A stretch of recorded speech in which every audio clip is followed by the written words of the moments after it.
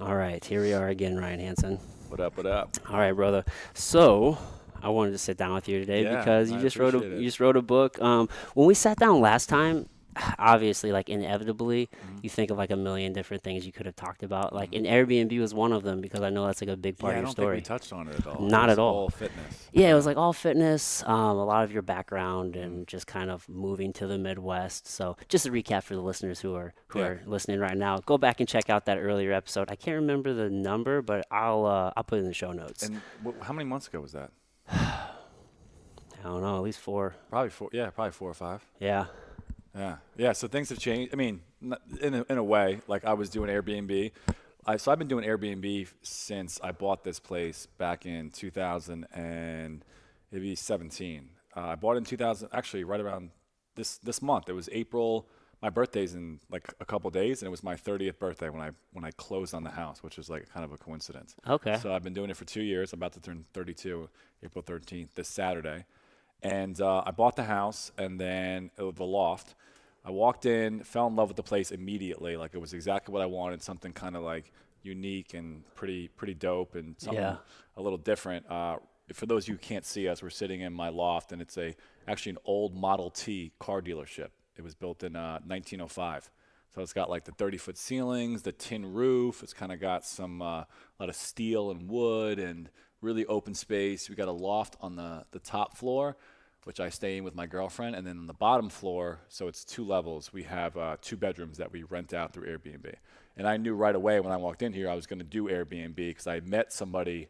I had used the platform for like probably 2 or 3 years before that, but I always thought that like, I don't know. I didn't really think about doing it myself. I enjoyed Yeah. it. I was doing it. I was a guest, and then I met a girl, one of my friends, who was doing it downtown. Not too far from here. We're in Midtown St. Louis, but not too far from here. And she was actually renting a place and then like renting it out. So she didn't own it. Yeah. It's called like I've stayed in places that do that. yeah. So I was like I thought you had to own the spot. I didn't know you could do that. One because of like legality and then like the landlord and how does it go against your release and all that. And Yeah. she was doing it and pocketing like $2,000 a month. Shit. I was like, okay, that's interesting. And then she got so successful with it that she had 2 other spots like not too far from there. I was like, man, she has like a little like Airbnb business going, and as a one-person, sole operator, it was just Yeah. her. And right now, I mean, I did some research about that. And it's called like rental arbitrage, which is Okay. like you take like the low. It's arbitrage is basically like, from what I understand, it's taking the low end of something and then selling it and flipping it for the high. Yeah. So you find like the market inequalities and the gap in the market. So you could rent the spot for $1,000 a month, let's say in downtown St. Louis, and charge, let's say, 70 to $80 a night, and then make up that difference by Right. doing it per night versus Right. like renting it out. So she Yeah. was doing that. That's a smart move. Yeah, I mean, I know a guy, dude, straight up, I know a guy in New York that I met through the platform, which I'll tell you the story. He has 30 units in New York City that he's doing it, and he has 99% occupancy. Whoa. And to be straight up, he said he's bringing in about $1 million a year doing Just off of this. Yeah, Airbnb. just off And he's Airbnb. renting these Yeah. places. Which I mean is risky, man. How does he get the approval? I know. I mean, I think with New York, there's a lot of like little like mom and pop owner places that I feel like maybe he's paying above. I don't know the whole details of it. Maybe he's paying like above the market rate. He's making Like, it work. and it's also for me that's like real risky because Yeah. New York with Como, like there's a lot of regulations right now that if Airbnb got banned, he'd be on the hook for 30 leases, and that's like crazy. That's a lot. That's a lot of risk. Yeah, my girlfriend and I, we've been looking at properties to buy specifically to Airbnb. Yeah. And a lot of, especially like the buildings like near the Loop and different things with They like, ban it. yeah, it's Yep. all in there. It's Yep. just saying you can't do this. I know. So this was like I met her a while ago, but like we had that conversation probably like I said 2 years ago, and even the past like year, it's gotten more competitive. There's been more regulations, and you have to be careful. That's why I bought this because I knew that there's only 2 other units in this building that I could like run the show and I could have no problems because my condo association is like one of my neighbor's parents. Yeah. Like it's all good. Right. Yeah, we found a spot down in the Soulard area that was like that. I mean, you still had your condo association fee, Right. which But if it's like a small little like only you like know, 3 or 4 units yeah, there. that's your best bet, man. Yeah, That's that- your best bet. Because otherwise, if you're dealing with like corporate you're dealing with like a building with like, a full-fledged building with like 20 units in it, it's more demand for them too. Like they could kick you out, and it's a whole types of problems. So I wanted to make sure that if I got a spot, there'd be no issues whatsoever. Yeah, I mean the fewer amount of people you can have in your business, the better. Yeah, and that's what I like about Airbnb. I talk about in my book that like it's the only business that I know that like anybody could set up. All you need is like just a space. That's it. Take some pictures on your phone, and you could run. I'm running this space we're in right now, and then 2 other ones, pretty much by myself and my girlfriend, and then like we have a cleaner. So like it doesn't take a lot of moving parts or people. Yeah. Like I believe you can get up to like 5, or if you really wanted to scale it up, you could probably get to like 5 or 7 Yeah. and do it yourself. Dude, I've seen people in Austin Airbnb their backyard. No way. Yeah, like like just sleep just in the just back. just a picture of the backyard. Shut up. Nothing. You don't get anything with it, but you can pitch a tent in their backyard. Dude. And like for like 10 or 15 Yeah. bucks. I mean, I've heard of it on couches. Like that's actually Like couch surfers. yeah, like kind of like couch surfing, but like you pay to like sleep on the couch. Yeah. And I've heard of it. How it got started. Like even the name was air mattresses. Like Oh, it was was it? air bed and breakfast for air mattresses. Oh. So like these people, the way it got started in 2017 was there was a conference in San Francisco. All the hotel rooms were booked, and the owners put up their apartment because they wanted to make the rent, and they rented out like 3 air mattresses, and people paid because they had nowhere to go. It was Something's like better than nothing. it was like South by Southwest in Austin, like that kind of like conference coming to town, and everything was booked up. So they had the air mattresses, but the backyard thing. I mean, I guess if somebody's gonna do it, If someone's going to do it, well, but that also speaks to what Airbnb will allow. Like, yeah, you can do anything. I guess you technically don't even really have to have You know like. what's funny? Now you say that, I saw this the other day. There's a hammock in like rural Missouri that's on this beautiful piece of property, but it's literally a hammock, and you can rent it out for $30 a night on this like it's just a hammock. Yeah. I swear to God, yeah. Yeah, exactly. No roof, no Yeah, man. bathroom, running water. But Yeah. Well, you found an awesome spot here. I love the buildings downtown. Like I love like the brick walls. I used to live in a 2-family flat downtown, and that was like one of my favorite features was like the brick walls. Yeah, I think St. Louis. We're lucky, man, because like St. Louis at one point was like a major manufacturing city. There's a lot of lofts and a lot of warehouses that have been converted into spaces, like living spaces, and because it's so cheap to live here now. You can buy them for cheap, man. Like, Yeah. I would not be able to live in this if I was back in Brooklyn or even Austin or anything like that. Like, there's so much inventory on the market, and they have so much character. Because St. Louis is an older city. Yeah. It's been around for a while. Yeah, you got a good steal here. The brick buildings, I guess the main issue would be like foundational. So that's funny you mentioned that because like this place does get really, really dusty. And we're having a problem with the roof right now where it's leaking. So we have to have a guy come out and look at that. And then also like even the brick, like the mortar and the brick, you'll hear it like crumble at night sometimes, like just randomly. Like and it's because it's so open and vast, you hear everything. We'll hear like the mortar coming off the walls. I'm like, man, this place is gonna fall apart one day. Dude, Hopefully, I'm long gone by that point. Dude, it happens. Yeah, I was watching your video for the listeners. Like you Yep. put out a YouTube video talking about all this, which is great. And you think this place is haunted? Yeah. Oh. Well, you So, mentioned the yeah. sounds. So those sounds, also the microwave, it's totally bizarre. It just will hit the number 7.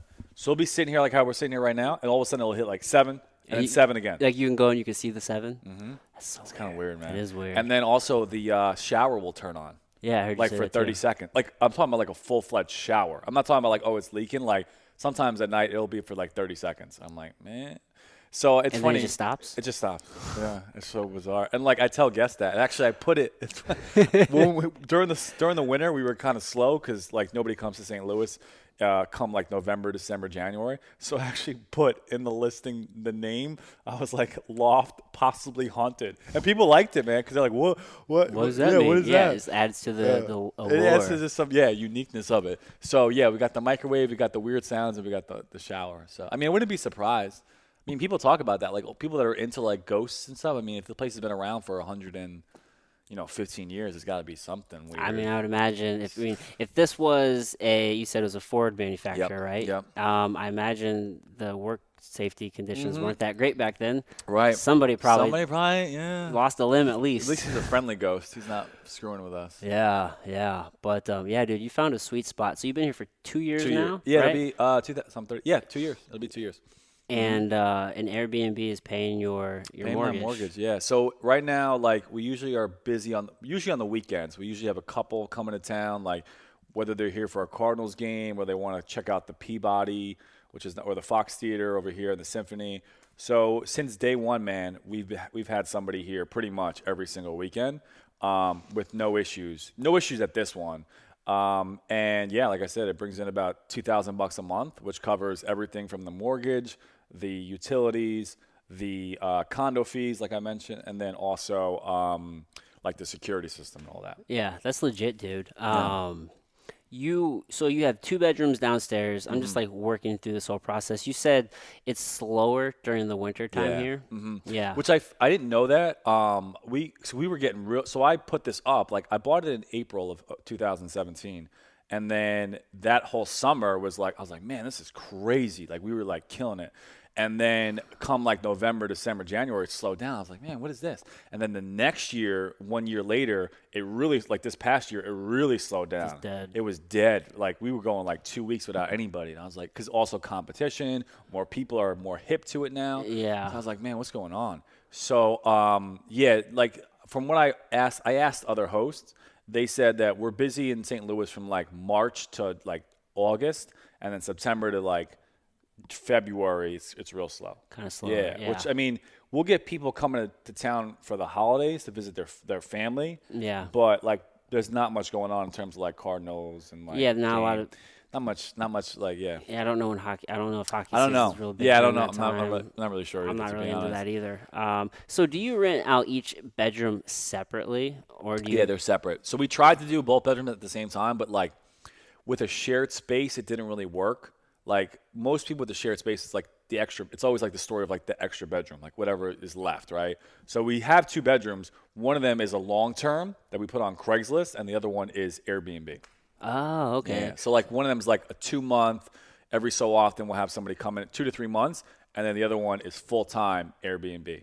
We did try to put them both up on Airbnb at the same time, but we didn't get any bookings. Really, nothing worked. So are you catching like travel nurses and different things for the long term? Yeah, one?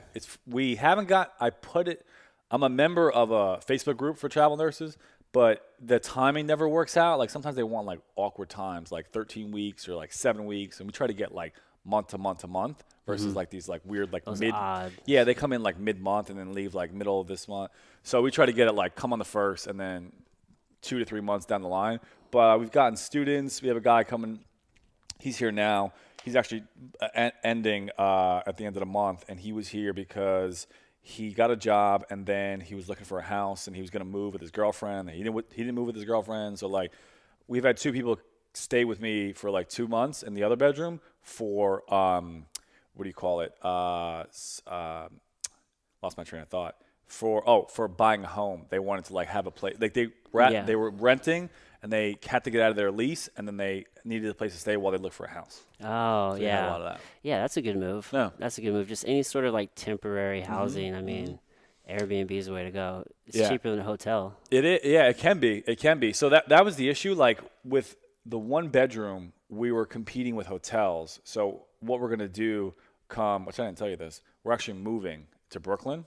Oh, yeah? Yeah. And Okay. the next like 1 to 2 months, and we're gonna rent out the entire space, full-time Airbnb. Oh, so you're gonna keep this? I'm gonna keep this. Yeah, I love. I don't think I'll ever get rid of this. This is like my baby. Dude, it's a beautiful house. I think I'll rent it out full time, and from what I understand, I'll probably make way more doing that than even like if I was to rent it out to like a travel nurse, like the full space, or even like a SLU student. Yeah. Like if you have people coming into town, 8 people, you can fit 8 people in this place. Oh, yeah. So Yeah. you're just gonna list the entire space. Yeah, as so it'll be one. full-time Airbnb as one space. Yeah. We're gonna cut off the 1 room. Yeah. And then because like the way it's set up right now, like it's good for Airbnb, but like we get woken up a lot, like because it's an open space for guys who can't see this.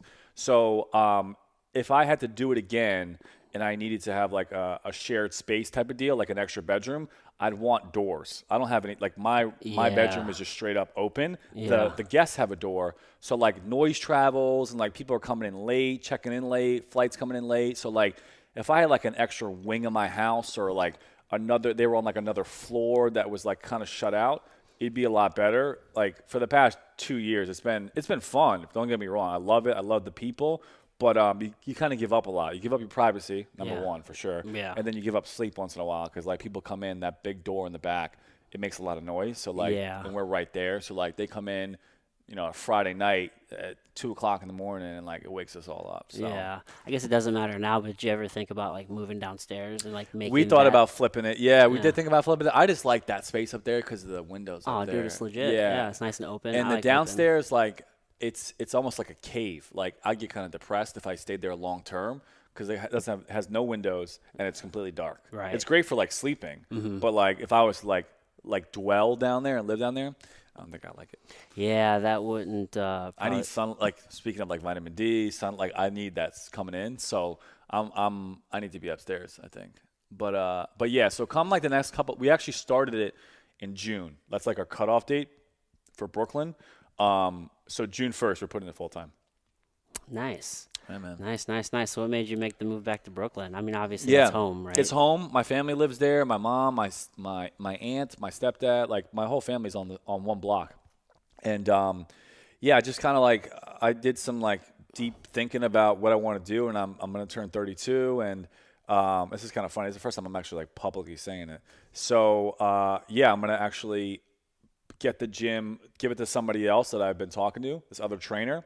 And luckily, Stacia kind of like, not talk some sense into me, but just kind of like, we kind of had a conversation about like, why are we not in Brooklyn with our family? Why are we not like taking advantage of being with them when we can be with them? Yeah. And you guys are both here by yourself? Yeah. So she's from Seattle and I'm from Brooklyn. My family moved to St. Louis and then moved back 2 years ago. Oh, so really? for me, it's just been me. Yeah, I remember because you said your mom moved down. Did mom and dad move down here? Yeah. My mom and dad moved out here, and then they moved back 2 years ago. And I had right as you bought this place. Yeah, exactly, pretty much, for sure.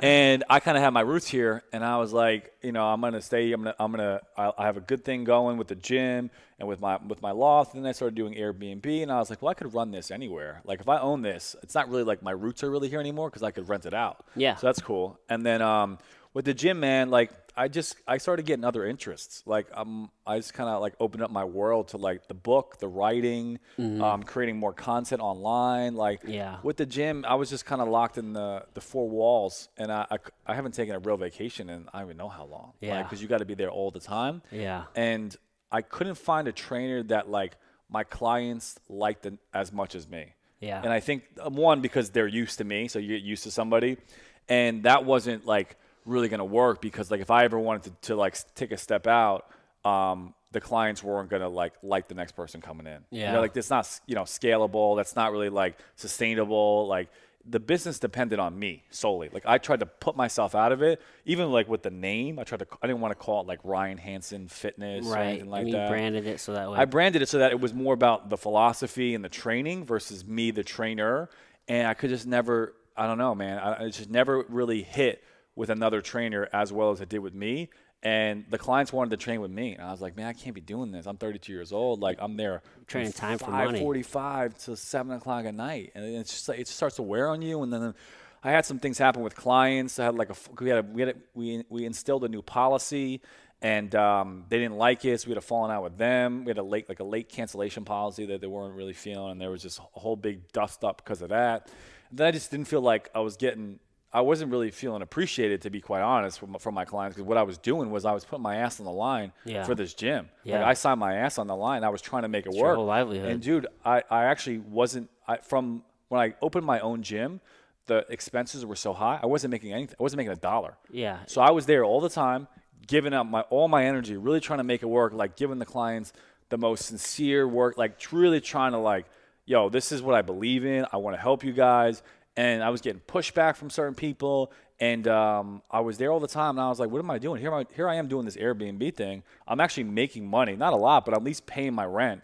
And I'm getting these reviews from the guests, and they're like, dude, Ryan was an awesome host. He showed us the city, told us where to go. We had an amazing time. Like, I'm like, man, I'm getting all this love from this people. And then, like, the clients are getting me, like, just all types of bullshit excuses. And, they're not showing up. They're late canceling. They're not following the program. I'm like, what am I doing? Yeah.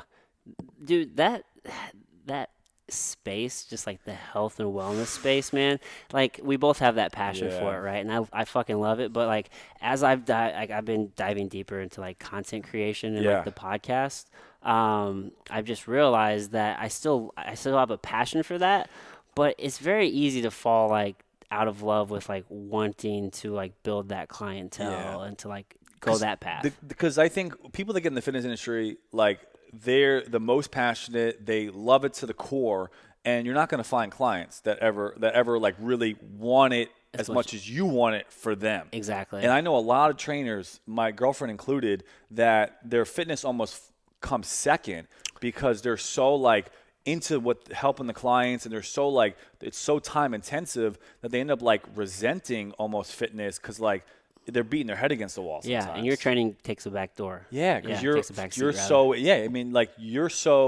get into the fitness industry because you love training, and then training becomes like your livelihood and your life, and then you get like stressed out because like one, it's very cyclical and it's not consistent. Yeah. And there's also a lot of BS in the. I mean, I just got sick and tired of all the other bullshit in the fitness industry, like what we believe in is like the fundamentals, like kind of like this like functional hybrid, but then there's all these other like quick fixes that people like buy into, and they don't stop buying into it, the cleanses and the wraps, and we're in a very bodybuilder centric community here in the Midwest. You know what I mean? So it doesn't really, but also just kind of, I don't know, maybe changing gears a little bit, but you're like a pure entrepreneur, I've noticed. Obviously fitness is your passion, but like, I mean, the Airbnb, the gym, you have the towel product, right? Yeah, I have the towel. Yeah, that's right. I have the towel. So like, it's funny you mentioned that. Like, fitness is my thing, but like at the core, I love being creative and being an entrepreneur. That's what I've noticed. Yeah, I'm not just a trainer who can just be there. Yeah, exactly. That's like I always have, she gets on me because like I always have all these little projects I want to do, and like things that like little thing, like the towel thing was a little project that I probably spent a couple grand on, and like I sold 40 or 50, but it's just like, it's the process that really I enjoy the most. I love it. Yeah. Like the research. No matter what happened, like I probably should like really push things harder to see them through. But for me, if I just do the thing and get it out there, I'm satisfied in a weird way. It's almost like this like game that I play. Like, let me see if I can write a book and see what happens. Let me see if I can create a towel. Yeah. Dude, I love that. I used to get that feeling in college whenever I'd write papers. And it's funny, this you can just extrapolate this to like a bigger idea because I can't remember like if I was listening to something or watching something, but the guy was talking about, it's funny how we all want this thing, whatever it can be, to make us happy. Mm-hmm. Yeah, whatever, like to get that thing, we have to do this thing called work, which we're all avoiding. Mm-hmm. And this thing called work is the only way to get this happiness that we're trying to get to. So it's like this weird cycle where it's like people avoid the work, but the only way to get to happiness is by actually... They're trying to like reach over and grab the thing, but they're missing the bridge. Yeah, you actually have to do the work. You have to go through the process. Yeah. For me, like I'm very process oriented. I enjoy learning and trying things and just like putting it out there and seeing what happens. Yeah. Yeah. So I think the main bottom line is like I didn't want to just be a trainer. Like I had this itch to do other things and travel and meet people, and like, dude, when you're a trainer and I'm the sole operator, like I'm doing the marketing, the training, the branding, the client relations, the app they're trying to figure. Like I was doing so much that like I didn't have any time for anything else, and I just had this itch to go like straight up just like see the world and do other things and become more of like a well-balanced Renaissance type of deal where I was exploring other opportunities just for the sake of exploring them. Yeah, dude, I get that 100%. Like us talking right now is just like help put like my soul at ease because I've kind of like had this struggle with like I put so much time into like the podcast and like I'm launching like I did the relaunch of like Imposed Will, and like the line is officially launching here on the 20th. Okay. And like that's really where my passions are. And sometimes I feel like, all right, well, am I splitting my efforts by doing two things? But I feel like they kind of work together. I can make it work. Mm-hmm. But like because I'm putting all my effort into those, like I'm not really. Are you spreading yourself? Like you're not really. I don't feel like I'm spreading myself thin, but like I'm like this trainer guy, but I'm not really training anybody because I don't want to like trade my time to go train people because like I'm so busy like trying to build value in these other brands, Yeah. which will eventually have much higher And, payoff. and it also, like, it depends on what you want to do that makes you happy. Like, at the end of the day, like, I love fitness, I love coaching, but I really love the coaching aspect. I don't love the training aspect. Yes. Training is totally different. Like, you're there, okay, we're doing 5 squats, we're doing, 20 push-ups, we're doing a kettlebell swing, and we're doing like, whatever we're doing.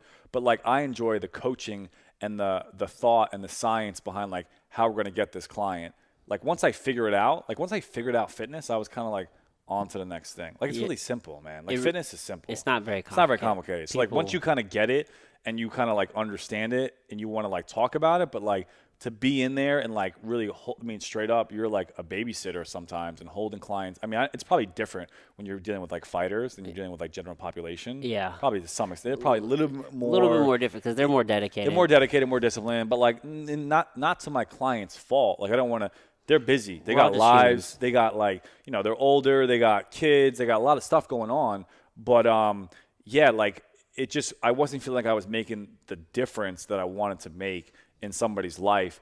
And I may be able to make it for a little bit, but I really wanted, like, I wanted the lifestyle for them. And have you thought about going into, like, health coaching? And just like talk about like the holistic conversation. I thought about like going to train trainers. I feel like a lot of trainers don't really get it. I'd rather train trainers. Yeah, and I think I actually would have more of an impact because I'd be training the trainer who then trains the people. Yeah. And I think I do have really unique and somewhat like humble, like special ideas about it that could really help people that I don't have to be in the trenches training. I can't possibly. I would pull my hair out. I could train trainers how to be better trainers. Yeah. And then that would kind of help. Because, dude, I'll go to gyms and watch trainers just to kind of like see what's – like I'll go work out, look, kind of see. And I'm like, man, these people are doing it wrong. They're doing everything that they shouldn't be doing, and these clients are not going to get results. So that even drives me crazy because these people, the trainers, one, maybe they don't know. They're just, I don't know, ignorant about it. And the second thing is like, unfortunately, the client has the best intentions. They want to see the results, but they're not going to get it doing what this trainer is doing with them. Yeah, there's a lot of poor trainers There's out a there. lot because there's no regulation. Right. Anybody could be a trainer. Essentially, yeah, anybody can be a trainer, and there's a ton of them without any sort of credentialing, and not that necessarily matters. That's almost the catch-22. Yeah, right? it doesn't, but it like at least like provides like a wall for bullshit. That's true. If you have a certification, it kind of like weeds out the people who are like disciplined and determined because then they got to like pass something. You know what I mean? Yeah, it's like the weekend warrior versus like somebody who actually like takes it to a professional Yeah, like I think that's a good point. Is like there's a lot of people that just are trainers because they enjoy working out, but like somebody who like studies it and like takes a test, like they're a little bit more disciplined and a little bit more committed to it than the average Joe. Yeah. So Yeah.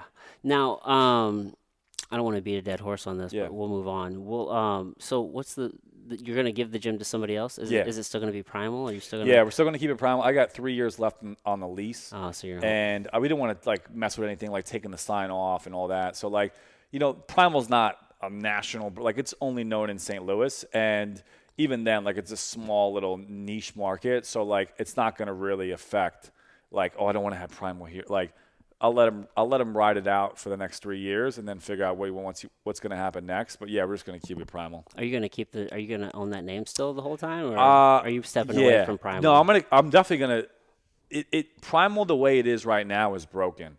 I'm not feeling like I'm doing anything that's making a difference. It's putting a hole in my pocket. It's putting a hole in my heart because I'm giving so much to it and not getting anything back. Yeah. And I will always be, I think, fitness something. I don't know what that is. So it could be like Prymal University, which could be like a coaching program. Yeah. It could be Prymal food. It could be, I think, whatever the next thing. I don't even know what the next thing is, to be honest, when I'm going to Brooklyn. Yeah. Whatever the next thing is, it's going to be something, I believe, a little piece of fitness. But I'm still going to, I love the brand. I love the name. It'll be something else, another iteration of it. Yeah, I can totally dig it. So you're kind of stepping away from that. You're moving into other areas of your life, right? You just wrote this awesome book. It's called what?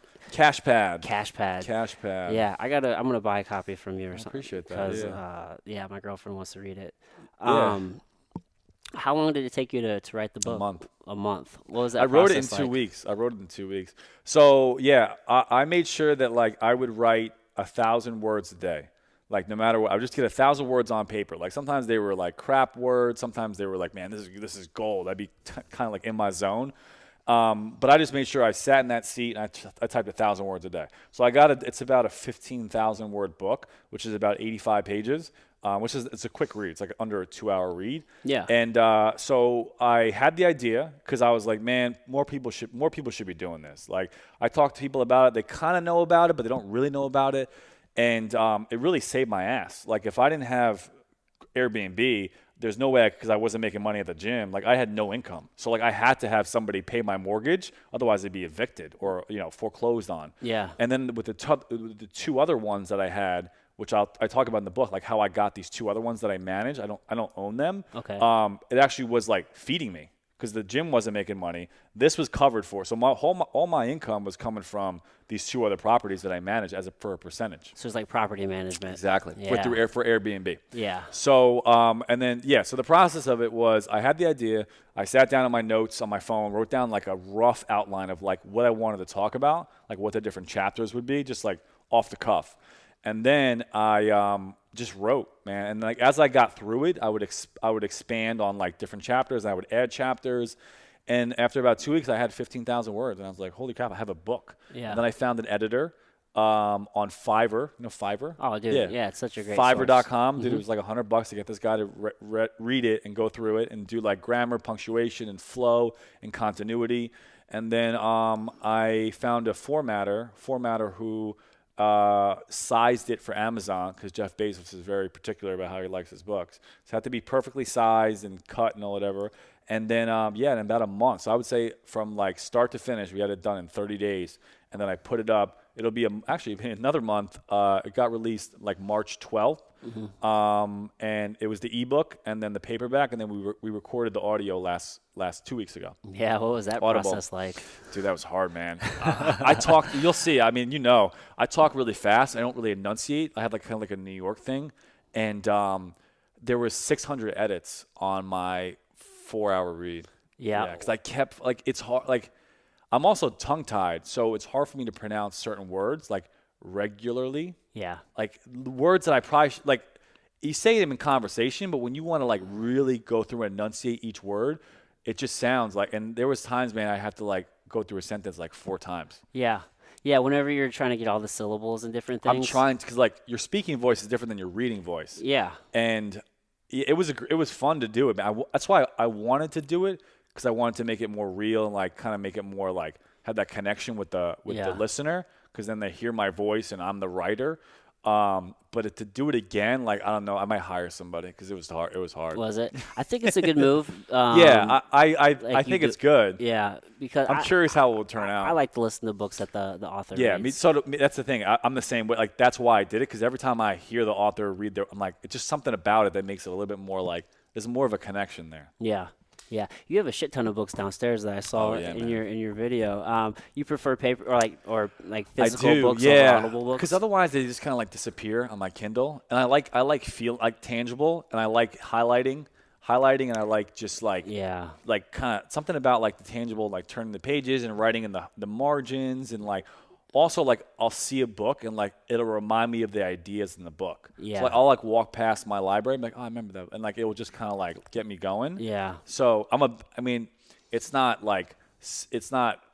good for space because I have so many books. Like it's not like minimalism. Yeah. But I think I always will like books. Yeah, I do like books. I fucking love books. Yeah. That's always my conflict because of like I like to be useful with my space, or like I'm kind of minimalist-ish.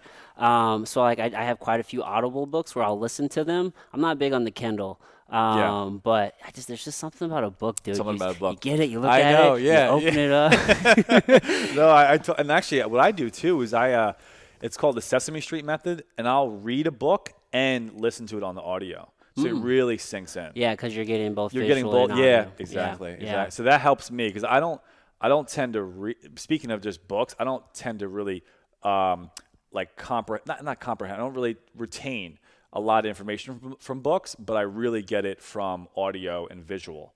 But I think it's just a different thing. I think it seeps in like subconsciously. Yeah. Whereas like the audio for me like is really more conscious. Really? I don't know. Yeah. I'm almost a little bit backwards because Yeah. I find myself almost sometimes like if I'm listening to a book, it's better if I listen to it twice because I'll get in the habit where I'll just start doing chores or Yeah, that's something. like it's background It's just in the noise. background, Yeah. and it's like, what the fuck did I Well, there's just listen something to? about sitting down and be like, okay, I'm only because you can only read a book. Yeah. Like you can't do anything. You can't like read a book and wash the dishes or No. like cook food. With an audiobook, you can drive or you can work out at the gym. Yeah. That's why they're saying that like audiobooks now are like actually becoming more popular. But that's not. You can't just do an audiobook. I don't No. believe because you are doing other things. Yeah, you really are. I like to I'm usually reading a book while I'm listening to an audiobook, like two different books, not at the same time, obviously, right? Like Oh, I see what you say. Okay. like I have it's like instead of reading two books, like Yeah. I'll listen to one and I'll read one. And and also I'm really careful about what audiobooks I pick. For example, like Grant Cardone, his Seller Be Sold Yeah. audiobook is great because Doesn't he talk? He yeah, expands on he things? expands on a lot of shit that's not in the book, and it's almost like you get all this extra information. Or like I just listened to the new David Goggins book. Yeah. Can't hurt, dude. That one is. I want to read it, but listening to it was phenomenal because. So he actually He had doesn't read it, right? He doesn't read it. He has the author read it, which wasn't actually that bad. It was actually pretty good. But he has his own. He talks in the book. He talks like he does the intro, and then after every chapter, they stop, and it's the writer and him talking like a podcast. That's pretty cool. Yeah, and this is because like I think they recorded it over like 4 or 5 days, and they're Okay. like, all right, well, this is day 1 in the studio, and this is day 2 in the studio, and it's like they're having these conversations after each chapter, and it was just super cool to get that additional content that you would never get in the book. But I like that they do that. They add something extra. I knew that about Grant Cardone, and I heard that about David Goggins too. That like the audio makes it a little bit different. So that's cool. I wanted to do that a little bit with mine. Yeah, that's cool. yeah, that's super dope. So what do you like to do to stay disciplined? Because you're a very disciplined person. Like yeah. you make lists. Yeah, like yeah, what yeah. do you do? Like what's Well, some tips you got for some listeners? Funny enough, like my next book, because I had a lot of people ask me, like, how did you write a book? I've been wanting to write a book. It's like a lot of people's like on a lot of bucket lists. So I was like, all right, let me think about this. So my next book is called Millennial Habits. And it's the habits that our generation could really use because like Yeah. we're getting pulled in a million different directions. We got a ton of different distractions. How do you get shit done in a 2019 environment? Yeah, so many time stealers. A lot of stuff like that. Also like so yeah, there's like 25 habits that I do myself, and I talk about that in the book. But yeah, I mean, I'm big on like what we talked about before this started was time blocking. I'm big on time block. I try to get a lot of my stuff done like in the same hour. So like I'll answer all my texts in an hour, or I'll like try to read or write for an hour straight. I don't try to like break it up throughout the day.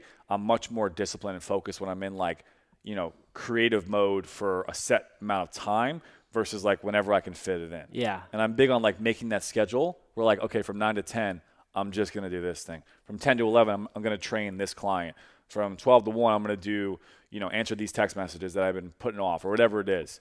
So that's number one. And number two, man, I talk about in the book is just prioritizing my sleep so I have the energy to do this shit. Yeah. Yeah. I try to get my 7 to 8 hours. Like I try to be in bed by 9:30 and I get up at 5:45, which is early for me. And I try to make sure I get a good night's sleep so I got the energy to kind of get through the whole day and not have that fade so that I can do the thing on my list. Like I'm big on like the 5. That's big on Andy's thing. The 5, the power list that he talks about. I love that, 5 man. critical tasks. I love that. Dude, that's huge. Yeah, that's one thing. I've always been like, I've always done lists like my entire life. So that's kind of, but whenever he's like 5 things, Just like 5. just get them. I was like, he simplified it. I'm like, that's a good rule. I use that rule with books. So like any business book or like any kind of like book I'm trying to get information from, I'll try to just focus on 3. If I get like 3 lessons, I'll put the book away. Oh, like that's good. more for business, not like David Goggins or not like I'm talking about like, okay, I need help on this topic. Yeah. What can I extract from this book? I only try to focus on 3 things. I put the book away. I go apply those 3 things, and then I pick it back up again. Yeah, and that's active reading, so that's a good move for sure. Yeah. So it's like it's almost like an ebb and a flow Yeah. versus like reading a whole book and be like, okay, what the hell did I just read? I have like Yeah. 25 things I could do. So that's been like, yeah, that 5, the power list, and the 3 just in a book, focus on 3 things, apply that. And if you can't apply those things, you can't move on. Yeah, that's a good move, man. And there's science to what you're talking about as far as, you're doing one thing and then you in the middle of it you switch gears to answer a text Yeah, message. no Like way. it takes you longer for your brain to get Switch back. back. Yeah, so it's Yeah. like just get it done. I'm Like big on time blocking, man. That's huge. I turn a lot of my notifications off on my phone. Yeah. I just recently, actually, we just shot a video about this. I recently like unsubscribed to a lot of my like newsletters that I was getting. I did was that getting too. like so many. Just junk. Yeah, just garbage I didn't read. So now when I open my email, it's actually somebody I want to hear from, Yeah. not some like sale or buy this or do this. So I did that. I also like deleted a lot of my apps I don't use. So I'm trying to like downsize so like I can really streamline things and I don't get like caught up in like I have the screen time on my phone. Like I look at like how much time I'm spending on my phone with screen time. I try to keep that under like 3 to 4 hours, which is still a lot. That's good for most Yeah. though. Yeah. I usually get mine in like for the week. It's usually like an average like 5 a day, like Yeah. 5 hours a day that I'm on that. Which is thing. crazy. Like when you really think about it, like 5 hours is a long time. Yeah, I know. But also, I'm like, okay, is that You're- all bad though? no, right? it's not. 'Cause, Yeah, I mean, social and different I things. was gonna is say, so, like, business related a lot of times. I do a lot of like my video. I'll listen to a lot of videos, or I'll watch videos, podcasts, research. So like, yeah, it's not all like just mindless scrolling on social media. Yeah. But it's still like when you really break it down, it's a lot of time to be on like A thing. device, Yeah. yeah, just be staring at it. Yeah, I think for me, I think 3 is a good number. I try because otherwise, like I actually did it in my book the new one, where I talk about like an ideal day for somebody, and I did the math. Like if you're like doing focused work, like the unobstructed, like going in for 3 hours, you should only be able to fit 3 hours of screen time based on like a workout, cooking your food, sleeping 8 hours, and then 3 hours of focused work in the morning, 3 hours of focused work in the afternoon, and then 2 hours of downtime. False. I'm looking at my phone the whole time I'm driving. Right? I mean, yeah. So to some extent, I do it too. Yeah, you're right. I mean, you really wouldn't have a whole lot of time. You wouldn't have if if you're focused. doing all that. Like you're sitting down, you're eating a meal, like really being mindful about your food. It's like and you're, being present. Yeah, like you shouldn't have that much time left to do. Like I even plugged in. I think it's like 2 or 3 hours of downtime, which is like socializing with your significant other, your partner, watching whatever you want to watch. Like all that aside, you had 3 hours throughout the day of screen time. Yeah. That's not too bad. No. That's not too bad at all. So, what have been some of like your biggest takeaways for like when you wrote this first book? Like, what are you going to improve on for like the next one as like your process? I'm just so curious in your process. Yeah. What would be the next? I think I learned the lesson early of like daily or maybe every other day writing. Yeah. I think it's really important if you're going to write or even do any type of big project to really go in and put the gas down from the get-go. Yeah. Versus like letting it kind of like take 3, 4, 6, 7 months and like let the momentum die down. Yeah. So as soon as I had the idea to write the book, the next day I was writing an outline. And Yeah. then the next day I started writing my first chapter. No procrastination. There's Just get right on it. Because otherwise you're going to talk yourself out of it. At least for myself. I'm like, it's not going to be good. Like, what am I really doing? So like, as soon as I get an idea, man, I go and I execute. Like I will always at least try something and push it to see what I can do. So I think the 1,000 words a day really helped me like see it through, especially in such a short amount of time. Yeah. No, that's a good move, dude. Yeah, I can't wait to read that book. It's going to, I think it's going to help a lot of people as far as just because you have like inside information or like firsthand information. Yeah, rather. I'm actually doing it. Yeah. Yeah. So many people want to just write like theory books. I hate that shit.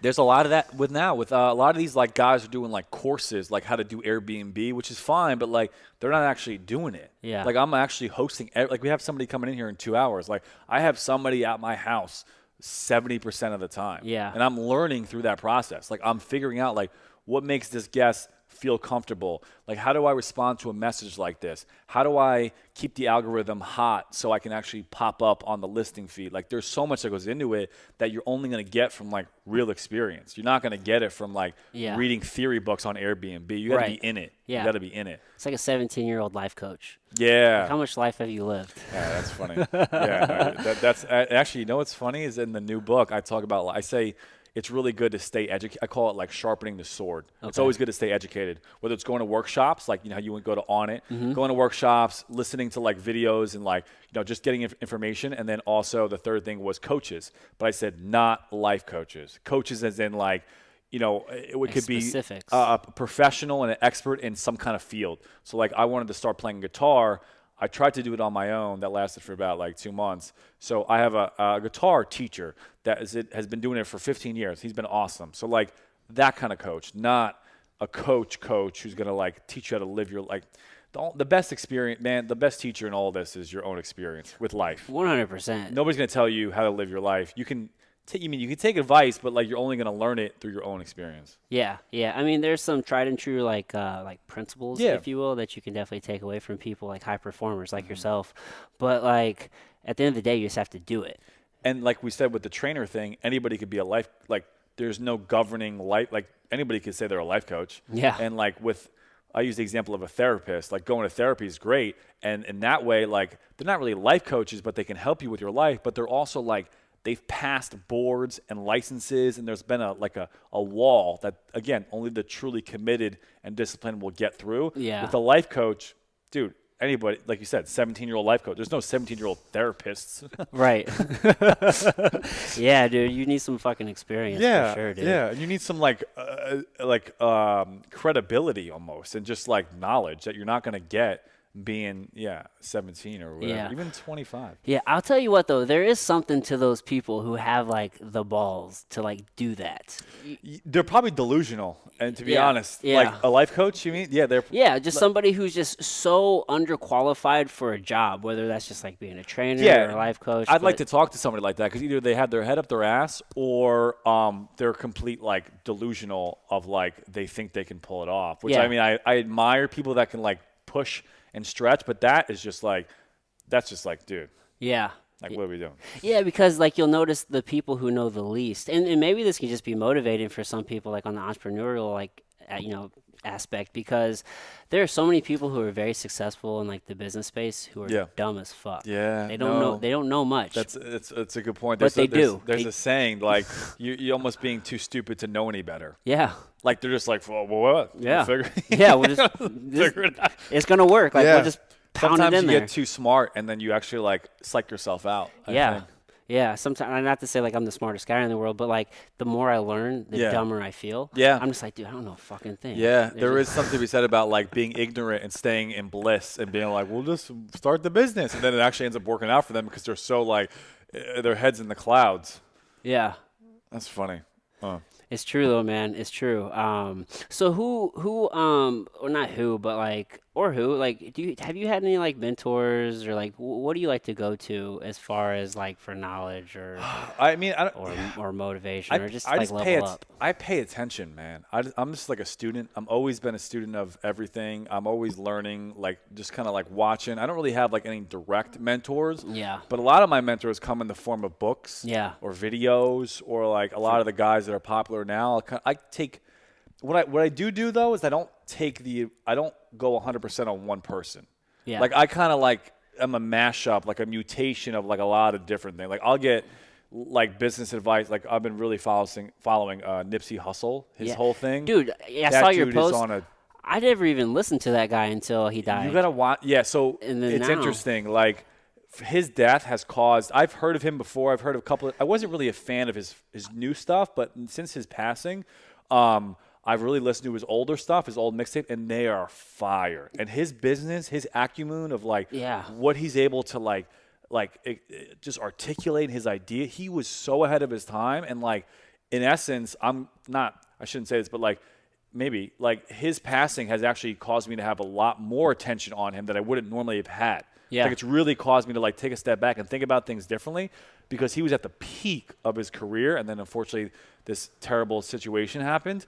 But he's somebody that like I get as like mentored me from afar, obviously. Yeah. Mentored me from afar, and I'm like taking bits and pieces of what he's talked about and also mashing that up with like you mentioned, like Grant Cardone. Yeah. Like, yeah, I think I'm always like have my eyes open to see anything that sparks my interest, and I kind of like investigate, and then I move on to the next thing. Yeah, I'm like that as well. Like I don't really have any like direct mentors. Yeah. It's just like I just feel like I'm just a student of like high performers. So like I'm just always just looking at who I can gather information from. And it's funny like you mentioned Nipsey because like I kind of heard his name. Like Yeah. I love music, but I was like, that's just like I never even listened to him. I just like wrote him off. Yeah, to it's be kind of a honest with weird. you. It also is like it's a weird name. Like even like Nipsey Hussle. It's Yeah, like, I'm just what like is what that? the one of these new age guys. You know right. what I mean? So I was like, fuck that. But then he died, and like all these people are talking about him. He's just got so much just like love and admiration. I'm just like, man, let me check this dude out. I went back and listened. I'm almost through his entire catalog of music at this Really? point. Yeah, dude. How the marathon, that mixtape, the marathon. I haven't listened to his mixtapes yet. Okay. Yeah, those are next. So I just went and listened to like his actual albums. Victory Lap. Yeah, Victory Lap. I've listened to Victory Lap, and he has 5. So those are actually mixtapes, actually, from All what I of them are understand. mixtapes? Yeah, I don't. Well, maybe not because he was independent. I don't know the whole deal, but I know that marathon and like Cringe, he's Crenshaw, yeah, was that a mixtape? it might have been. Okay. But you should listen to his old interviews. I will. Yeah, he has a lot of information. Like he just has a lot of content out. You know, he did a got lot a of lot. mixtapes. Yeah, so I've seen a couple of his interviews. I definitely want to go back and listen to more because everything that I've heard from him was just Dude, it's on a different level, man. For being like not to like judge a book by its cover, for being like a gangbanger type of dude from L.A., you would never think he would be so articulate and so intelligent about like he's a how. prophet. Yeah, it was crazy. I'm really taken back by it, and I'm also like grateful that I am paying attention to what he's doing, and like it's to be straight up, it's actually causing me to look at things in life a lot differently, and the impact one individual can have, and like just being like, man, like that's some like next level shit. Yeah, I think about that, and like whenever I hear them talk, I'm like, oh yeah, I 100% agree with what you're saying. Like I think those things too, and it's just like I want to make that same impact. Yeah, You know what I yeah. mean? You ever think about how one person can make an impact? Like what allows a person to make an impact? Reach, essentially, right? Like Reach. I think just giving. Like I think for him, like he was such a giver of like solutions, and like he was always like sharing his information, and people really reciprocate. Like they just kind of like took that in. And I mean, he was in the same area that he grew up in. Yeah. Like he literally got shot in the parking lot that he hustled the CDs out of his trunk. Yeah. And then hustled like drugs out of that parking lot. So like he never really like turned his back on where he came from, and I think that's super important. Yeah. He gave back to his community. Yeah. And he was such a like integral part of that world. And like being on both sides, like being in a gang and then going on the other side and being like, yo, this is actually better. Let me kind of like straighten up my act. Yeah. And then let me help you put on, like, not only like hoard the knowledge, but like put you on too. Yeah. And help you. Yeah. Like he employed a lot of his boys at his shops. Have you you familiar with Killer Mike? He's also a rapper. Yeah, like, yeah, political activist, does a lot of speaking. He has a documentary on Netflix. I haven't watched it or anything like that, but he did something very similar to that. Like he took Crips and Bloods and like helped them start businesses. And, like tried to turn them you legit. would never think that. Yeah. Like doing legitimate, like paying taxes and like doing legitimate business. You would never think that. You know, you never hear that Crip opening up, a barber shop. You'd think they'd be on the street, fucking, causing a ruckus. Yeah, man. It was definitely crazy that Nipsey passed, but yeah. So yeah, I don't really have like my mom.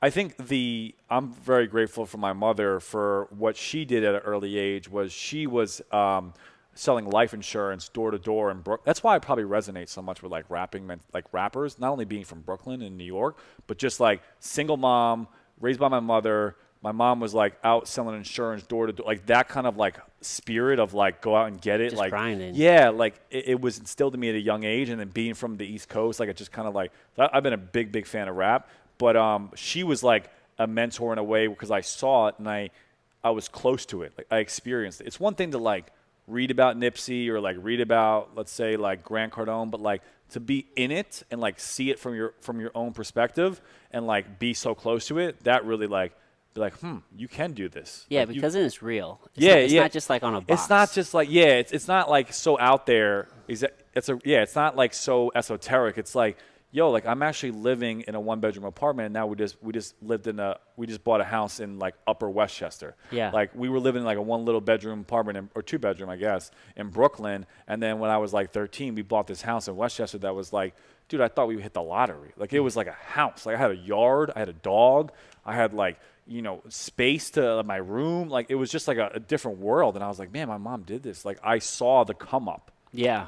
So I think that really had an impact on me. Yeah, that's powerful, man, because like what you just explained is kind of like what I'm trying to do for my kids. Like I'm grinding right now and like we're as at that very beginning stage. Like I'm trying to hit that come up and I'm trying to instill all of these just principles and just like traits into my son and daughter. Kids pay attention, man. Whether Yeah. you know it or not, like they always talk about how kids will be like doing one thing, but they're like absorbing what you're talking about with your wife or whatever in the next ear, like their ear. They pay attention. Like I can't remember like a lot of the stuff from my childhood, but like it's in me. Yeah. It's because I just experienced it. Like Yeah. just by your example, like you don't have to actually like sit them down always and like teach them a lesson. I think them just witnessing it is the most powerful thing you can do. Yeah, I just try to just lead by Yeah. example. Like whenever, because I'm always first one up, so like whenever they get up, like I make sure they see me reading. Yeah. Like, I'm always reading in the mornings. But dude, so what was your first business? It's my first ever business Yeah. was burning CDs off a Napster and selling them in the schoolyard. Love it. Yeah, I had a record label. It was called, I don't know where I got this name from. I remember it. It was called Fizz Records, Fizz Records. I would go on Microsoft Paint and I would make the album, like literally I would just like do a bunch of graphics. I would do the front cover. I'd have the playlist in the back on like Microsoft Word. And I'd make like, Dr. Dre, Forgot About Dre, like that era. Backstreet Boys was huge, like all these stupid. And I would sell them for like $5. And like, I actually got, from what I remember, if I remember right, I think I got in trouble for my school because I was like, selling like illegal shit on the schoolyard. Yeah, they don't like that. It's frowned upon. So that was my first business. And then the second one was I made websites with a buddy of mine using like, I don't know if you remember this, but like Flash. Remember Flash? Like where you used to like go to websites and things would like move around. Oh, yeah. Macromedia, Flash. Flash player? Yeah, Flash player. Yeah. Yeah. So like there was, this was like back in this is about like 2000s, almost like 20 years ago. You could make websites in Flash, and they were like, you don't see that these days because nobody wants to like be, distracted by this stuff. But like, we made websites for like companies. So we made it for like my buddy's mom who was running for like Congresswoman, and then we made it for like my family, like Secret Santa, and I think that was it. And I remember sitting there like, this is funny. I used to read the Robb Report. You know the Robb Report? It's a magazine that like. It's all about like cars and watches and houses. It's like very like, upper echelons, luxury living. And I remember seeing a Porsche, and I remember like being like 15 years old, being like, how many websites do I have to make to get a Porsche? And it was like 100, and I was making like 3. I never got it. I remember sitting down at the table like doing the math, like, okay, it's like $60,000. I charge, I think it was like $100. So maybe it was more than that. It was like 600 websites. That's funny, dude. Yeah. You gotta start somewhere, though, Yeah. dude. Yeah, I mean, how old were you at that time? I was young. I was probably like 13 or 14. Yeah, yeah. And coincidentally, during that time too, I loved Sim Hotel. And Sim Hotel, do you remember playing that? Do you know what that? Yeah. Like Sim City, Sim Hotel. I always played Sim City because I love creating like cities and like being the mayor, making the rules, and like all that stuff. And then also the Sim Hotel game was awesome. And it's funny because like it kind of comes full circle because like I'm technically running a hotel, kind of like a pseudo hostel type of hotel, and creating these experiences for guests. And I just remember that being like my favorite game. Yeah, well, it's hospitality, right? Roller Coaster Tycoon. You ever play that? I was gonna say, dude, Dude. I used to play the fuck out of Roller Coaster That was, I Tycoon, mean, dude. Kids Building will theme never know parks. the fun we had playing Roller Coaster Tycoon. Dude, that was just so awesome just to build a whole theme park. Yeah, you used to build a roller coaster Yeah, and they dude. could like do the circles and the spins and like. Oh yeah, man. Yeah, And then in the park we get like upgraded, you get like new rides. get You're new like, rides, dude. Yeah, like oh, dude. One time I think I stayed up all night playing that game. Dude, one night. I mean, my whole childhood when I was 13 to 16 was Roller Coaster Tycoon. Yeah, it was good times. And you get the cheat codes, get all the money, and you build like the craziest park ever. Dude, I remember just having like unlimited like resources. Money, yeah. You just build you build like the craziest, or like Everything. You end the track, and then the cart goes into like the trees, and everybody dies. Yep. I was kind of fucked up because sometimes like you get these little messages saying like this guest is lost or this guest. I put him so. I'd go drop him like in water or something. I'm like, you're dead. So did I, dude. This guest is. I make it where a dead end. I just like cut off and you just end up in that. And they're just walking in like a square. So. Classic. Oh, good times. Yeah, man. Yeah, I just figured you probably started when young. Whenever I was a kid, I was like knocking on doors. Fucking, can I shovel snow? Can I like mow your lawn, different things. That's like, it's funny, man. People that are entrepreneurs, I feel like are entrepreneurs from the beginning. Yeah. Like true entrepreneurs, like they just kind of have like this itch to like go out and create and do things and like work and just like make some money. Yeah. Which is cool. Like it's always like, yeah, I don't think I sold. I think I made arts. Yeah, actually, when I was real young, I remember making like arts and crafts and just setting up a table in front of my Brooklyn like apartment. Nobody bought anything. Yeah. But I just would sit there and like they were terrible arts and crafts. But Yeah. I was just like, Dude, I think whenever I was like 4 or 5, I was like, man, I want some money. All right, well, how am I going to make money? All right, I'll sell my toys. Like, all right, I'm going to have a yard sale. I went out on my front porch and set out like 5 toys. Obviously, nothing happened. did you try? I tried, though. Yeah, that's so funny. That was my first business venture. Toys R Us. Yeah. I just wanted to make some money. Yeah. Well, brother, man, this has been a great conversation. Tell the folks again about the book, where they can they get it, You all can the find good it on information. Amazon, the mecca of it all. It's called Cashpad, so Cashpad, and it's build a real estate empire in 30 days with no money, no experience, and no credit. And I believe it to my heart that anybody can do this. It's a great side business, especially if you're like starting another like passion project. Like I was able to fund my bigger dream, which was the gym at the time, through Airbnb. There's Yeah. no way I would have been able to open or afford to open the gym if I wasn't living rent free. Yeah. So like I find it like to be the ultimate like side business to like have the fuel so that you can do something else too.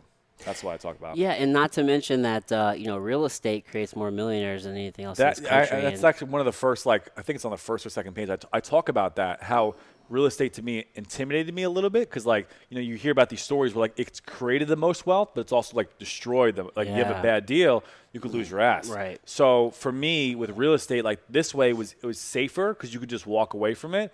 With the management side, if I was a manager of other properties, and dude, it didn't take that much of my time. Yeah. Like you talk about like exchanging your time. Like once you set it up, the initial setup's the most time intensive. But once you set it up, like it Right. runs. Yeah, like it goes with itself. anything, right? Yeah, Like I in the mean, like beginning. people are coming in today. Like it just kind of snowballs, which was cool because I didn't have to be there all the time. Like with the guests, like it just kind of ran itself. Yeah, I think that's what fucks people up, like that initial Yeah. hurdle of Yeah, getting into yeah. it. And this and Airbnb is a good way to kind of dip your toes into real estate, right? And Yeah. kind of figure out that market. Yeah. And if folks want to get a hold of you, what are your socials? If you want to plug Yeah, those, anything so else you on want to plug? Instagram, this is my full name because Ryan Hansen was taken. So Ryan Paul Hansen, and then on Facebook you can search me Ryan Hansen. I believe it's facebook.com/Prymal Coach.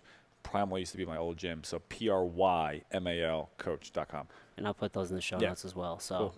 all right, dude. All right, Thanks, everybody. Tony. Until next time.